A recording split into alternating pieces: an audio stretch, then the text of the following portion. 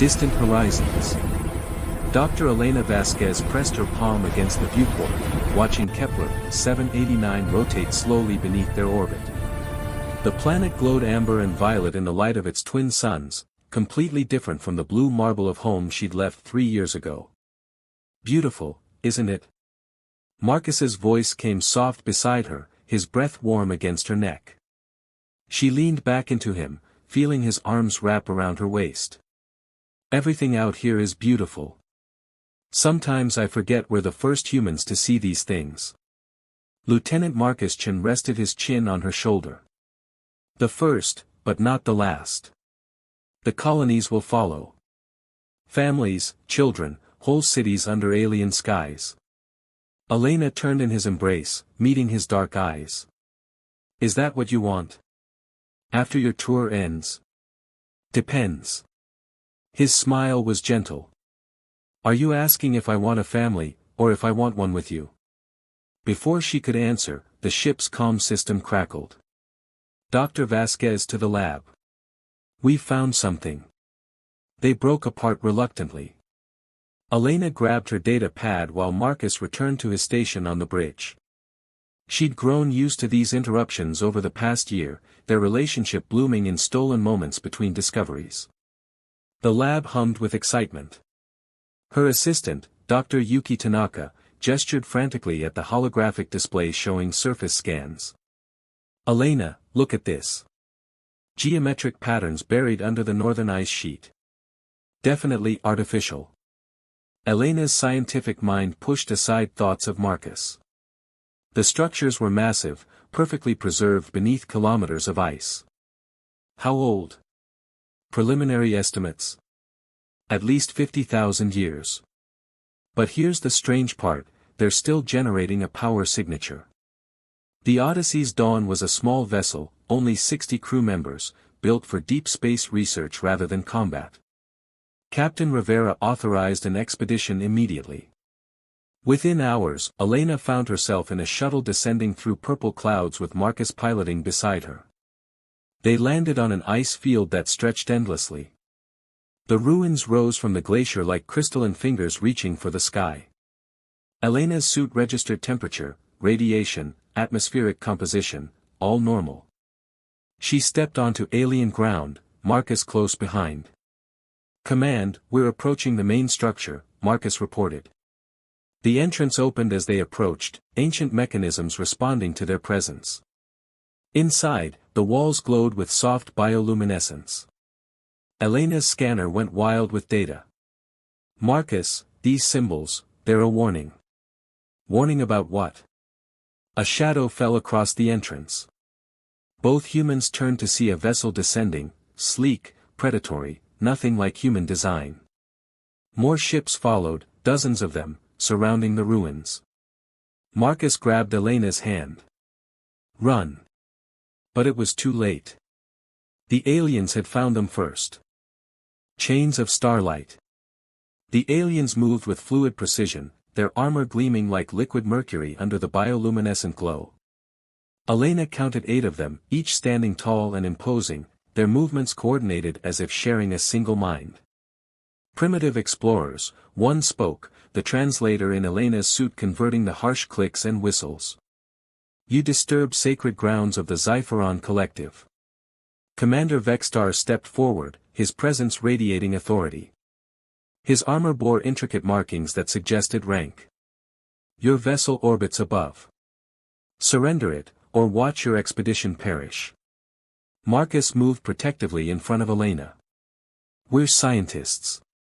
We didn't know this site was claimed. Ignorance excuses nothing. The collective has mapped this sector for 3,000 cycles.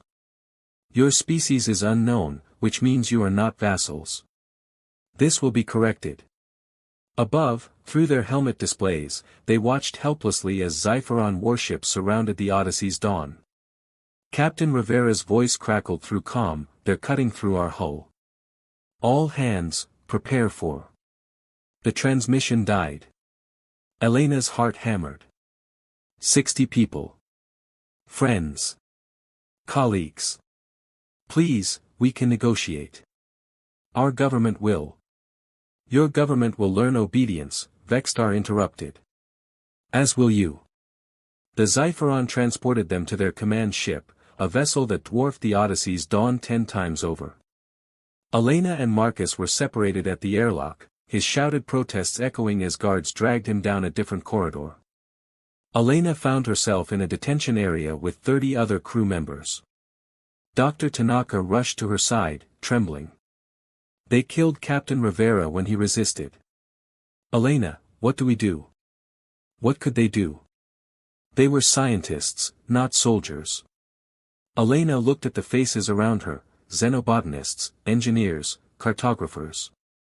People who dreamed of touching the stars, now prisoners of an empire they'd never known existed. But Elena wasn't helpless. Her doctorate in xenobiology included communication systems. She'd studied every known method of information transmission. While the guards watched the main group, she worked at a wall panel, her fingers tracing circuits she barely understood. The Xipheron technology was advanced, but not incomprehensible. She found a communication node, isolated it, and began coding. Not a standard distress call, those could be intercepted. Instead, she embedded data within what would look like random radiation bursts. Ship specifications. Xipheron fleet positions. Tactical weaknesses she'd observed. And a message, they came in arrogance. They believe we're weak. Prove them wrong. She transmitted it toward Earth, praying someone would listen. The burst was milliseconds long before she disconnected, but it was enough. Across the ship, Marcus sat in a different cell with Captain's first officer. How many ships do they have? I counted 47 in formation. Standard Empire Patrol, Vextar called it. Marcus's mind raced through tactical scenarios. He wasn't just a pilot, he'd served in Earth's Unified Defense Command before transferring to exploration duty. Then this isn't their main force. Does it matter? We're explorers, Marcus. We have navigation shields and survey drones. They don't know what else we have. Marcus thought of Elena, hoping she was safe, hoping they'd see each other again. He'd been planning to propose after this mission, had carried the ring in his personal effects for 6 months. Now he made a different vow. If humanity came for them, he'd make sure every person on this ship survived to see it. Awakening thunder. 4 billion kilometers away, Admiral Sarah Okonkwo stood in the operations center beneath the Atacama Desert, watching Elena's decoded transmission replay for the 5th time. The quantum relay had delivered it 16 hours after transmission, faster than any conventional signal could travel. Verify authenticity again, she ordered. Confirmed, Admiral. Dr. Vasquez's biometric signature is embedded in the code structure. The data is genuine. Sarah had commanded Earth's hidden fleets for 8 years, hoping this day would never come. She'd joined the service after humanity's global unification, when the old nations dissolved their borders and pooled their resources. Everyone remembered the wars. Everyone feared what might wait beyond Earth's light. So they prepared in secret. Activate Protocol Starborn. Authorization Okonkwo 7 Alpha. Across the solar system, dormant systems awakened. In the Kuiper Belt, asteroid facilities opened their bays. Near Jupiter, construction platforms that officially built mining equipment revealed their true purpose. On Mars's Olympus Mons, weapons installations emerged from camouflaged silos. The command center filled with reports. Ghost fleet responding. 10,000 vessels coming online. Mars defense grid operational. Lunar weapons platforms charging. President James Okafor appeared on the main screen from Geneva. Sarah, do we have confirmation of hostile intent? They killed our people, captured our ship, and called us primitives. That's hostile enough. Then I'm authorizing full military response. Bring our people home. Sarah pulled up the tactical display showing Kepler 789's location. 7 days at maximum hyperspace velocity. But speed wasn't their advantage, surprise was. Prepare Wolf Pack Sigma. 20 ships, stealth configuration. I want them in system before the Xipheron know we're coming. She opened a secure channel to her most trusted commanders scattered across human space. Faces appeared, men and women who trained for decades in absolute secrecy. This is Admiral Okonkwo. First contact has failed.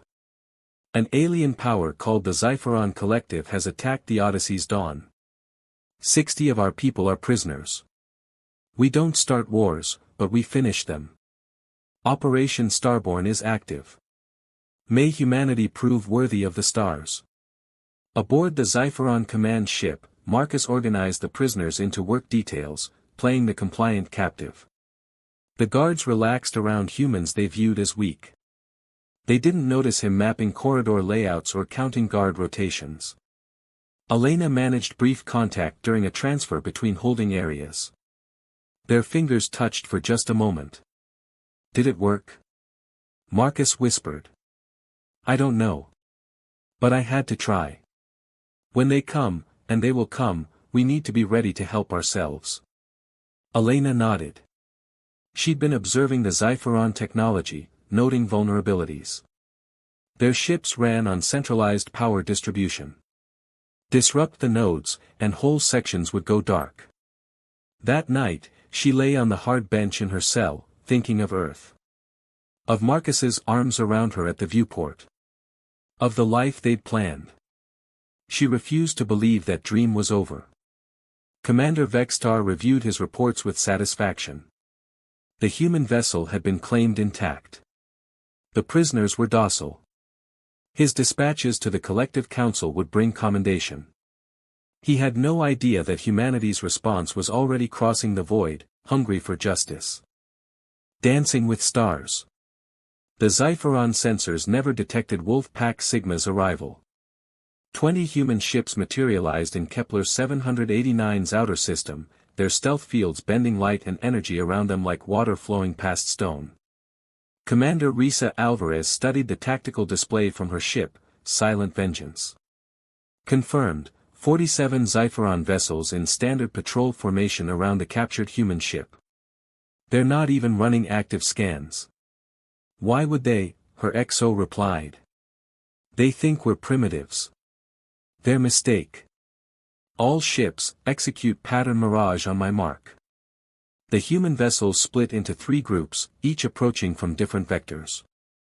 Their AI systems synchronized through quantum entanglement, sharing data instantaneously. Every human ship knew what every other ship was doing, thinking, adapting. The first strike was surgical. Silent Vengeance appeared beside a Xipheron frigate, fired concentrated ion bursts at its engine manifold, and vanished before return fire could lock on. The alien ship went dark, drifting. Across the formation, similar attacks unfolded. The Xipheron fleet scrambled to respond, but their rigid tactical doctrine couldn't adapt. They fired at where human ships had been, not where they were. Aboard the command ship, alarms shrieked. Vextar rushed to the bridge. Report. Unknown attackers, Commander. They're everywhere and nowhere. Our targeting computers can't establish firing solutions. How many ships? 20, no, 50, the count keeps changing. It was humanity's electronic warfare at work. Each ship projected multiple false signatures, making the Xipheron think they faced hundreds of vessels. In the detention block, Elena heard the explosions and felt the ship shudder. She grabbed Dr. Tanaka. It's starting. Find anything that can be a weapon. Marcus, in his cell, felt the vibrations through the floor. He'd memorized the power distribution layout. 3 conduits ran through this section. He began working on the access panel, using a piece of metal he'd carefully loosened from his bench. The rescue teams moved through the Xipheron ship like shadows. Human special forces in adaptive armor flowed through corridors, their enhanced capabilities matching the aliens' natural strengths. They'd studied the ship's layout from Elena's transmitted data, knew exactly where the prisoners were held. Lieutenant Zhao breached the first detention block. All human personnel, we're extracting you. Stay close, move fast. Elena saw the armored figures and felt tears of relief. There's another group 2 decks down. Marcus, Lieutenant Chen. We know. Team 2 is en route. Marcus was still working on the power conduit when the door exploded inward. Human soldiers poured through, and then there was Marcus being pulled to his feet, seeing a familiar face through the helmet visor. Lieutenant Chen. I'm here to bring you home. The extraction was chaos. Xipheron guards responded, but the humans fought with desperate precision. Every shot was calculated, every movement purposeful. They disabled rather than killed when possible, but they didn't hesitate when lives were at stake. Elena ran through smoke-filled corridors, guards directing her toward the breach point. She turned a corner and collided with someone, Marcus. They had no time for words. He grabbed her hand and they ran together, the way they always should have been. Behind them, Vexstar's ship shuddered under sustained fire. The commander stood on his bridge, watching his fleet crumble. These humans fought like nothing he'd encountered, unpredictable, creative, relentless. Order full retreat. All ships to hyperspace. But the human vessels had already disabled their hyperspace generators. The Xipheron fleet was trapped. Send a dispatch to the collective, Vexstar said, his voice hollow. Tell them we awakened something terrible. The human ships formed a defensive sphere around the rescued crew as shuttles ferried them to safety. Admiral Alvarez watched the Xipheron ships drift, disabled but intact. Mercy, her XO asked. Information. Every ship we leave alive carries a message, humanity won't be prey. Elena and Marcus found themselves aboard Silent Vengeance, wrapped in thermal blankets, surrounded by relieved crew. They held each other, neither willing to let go. I knew you'd come, Elena whispered. I knew you'd survive, Marcus replied. But both knew this was only the beginning. The Xipheron collective was vast, and they'd learned humans existed. The real war was just beginning. A new dawn. 32 days later, the Xipheron Grand Fleet arrived at Earth's solar system. 8,000 ships commanded by Supreme Archon Talmara, who'd ruled the collective for 500 cycles. They came for conquest, for vengeance, for demonstration. They found Earth waiting. Talmara stood in her command citadel, observing the blue world. One planet. 60 billion primitives. This will be brief. Supreme Archon, sensors detect no defensive fleet. No orbital platforms. Should we proceed with immediate bombardment? No. I want them to see their doom approaching. All ships, advance at ceremonial speed. The collective fleet moved forward in perfect formation, a display of overwhelming power refined over millennia. They passed Mars without incident. The asteroid belt seemed empty. Then Earth's moon split open. Talmara watched in disbelief as weapons emerged from the lunar surface, massive railguns, gravity disruptors, energy projectors that defied her understanding. Mars revealed hidden installations across its surface. The asteroids activated, each one a disguised weapons platform. And Earth itself shimmered as 100,000 ships materialized from stealth. Admiral Okonkwo broadcast from the Resilience. Supreme Archon Talmara. You came to conquer.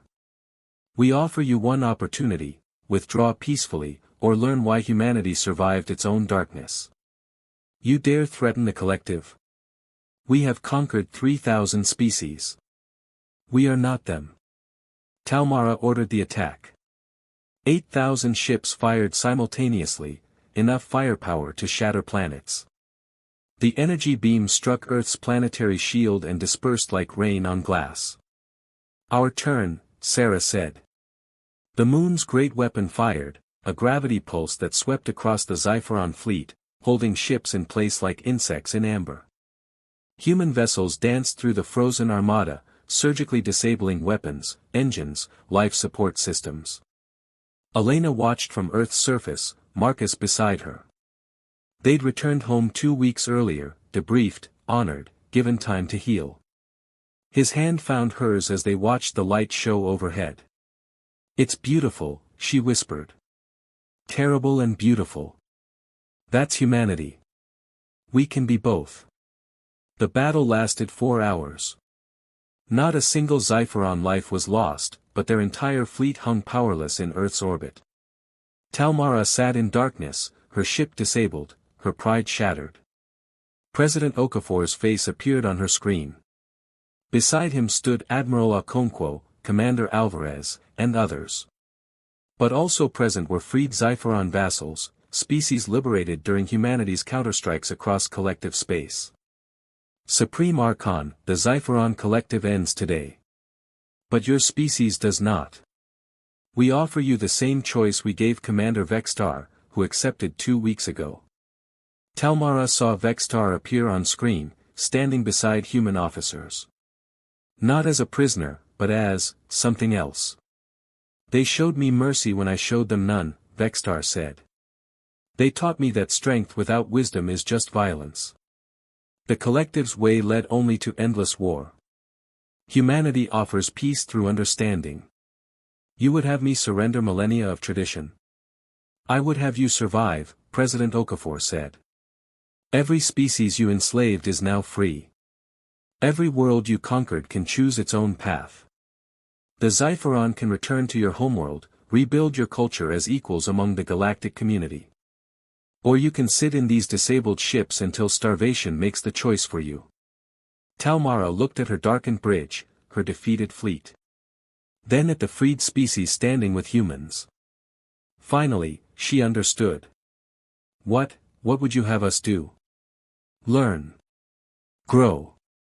Become better than what you were. 3 months later, Elena and Marcus stood on the observation deck of the new Odyssey's Dawn, a larger vessel, better equipped, with both human and Xipheron crew. They were returning to Kepler 789 to properly study the ruins. Marcus pulled a small box from his pocket. "I've been carrying this for 9 months. Through capture, rescue, and a war. Seems like the right time." Elena's eyes filled with tears as he knelt. "Marcus Chen, are you proposing on a starship? Where else would I propose to the woman who saved humanity? I sent a distress signal. You're the one who. Elena Vasquez, will you marry me?" "Yes. Yes, absolutely yes." They kissed as Earth fell away behind them, as alien and human crew worked side by side. As the galaxy opened before them with all its wonders and dangers. The Xipheron had made a mistake attacking one human ship. They learned that humanity's greatest strength wasn't their weapons or tactics or technology. It was their capacity to remain human, to show mercy to enemies, to offer hope to the broken, to choose compassion even from positions of absolute power. Commander Vextar, now an ambassador, watched from the bridge. He'd spent decades believing the strong should rule. Humanity taught him that the strongest were those who chose to lift others up. As the Odyssey's Dawn jumped to hyperspace, Earth sent a simple message across the galaxy. "We are humanity. We came seeking friendship and were met with chains. We could have responded with destruction, but chose redemption. To those who seek peace, we offer partnership. To those who threaten innocence, we offer one chance to change. The age of empires is over. The age of community begins." And among the stars, thousands of species heard and hoped.